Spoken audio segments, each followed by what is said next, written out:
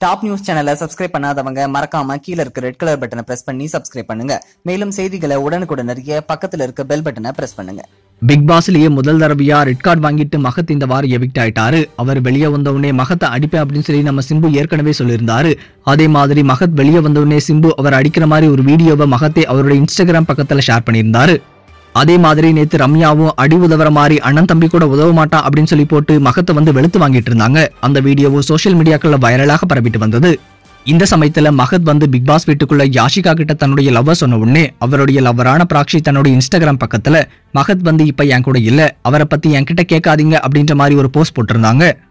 இந்த சமயத்துல மகத்தே வேணாம் அப்படின்னு சொல்லி போஸ்ட் போட்டவங்க இப்ப மகத்தை பார்த்த உடனே திருப்பி லவ்ல விழுந்துட்டாங்க போல. கண்டிப்பா மகத் பல கேள்விகளுக்கு ஆன்சர் பண்ணதுக்கு அப்புறமா தான் திருப்பி சேர்ந்திருப்பாங்க அப்படின்னு சொல்லி நல்லாவே தெரியுது.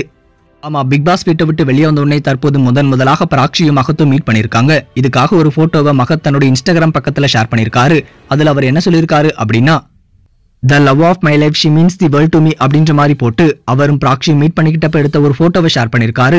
அது மட்டும் இல்லாம மகத் வெளியே வந்தவுடனே எனக்கும் யாஷிகாவுக்கும் இருந்தது இன்ஃபாக்சுவேஷன் அப்படின்ற மாதிரி சொல்லியிருந்தாரு. அதே மாதிரி யாஷிகாவும் மகத் வெளியே போகும்போது பிராக்ஷியை நான் கேட்டதா சொல்லு அப்படின்ற மாதிரி சொல்லியிருந்தாங்க.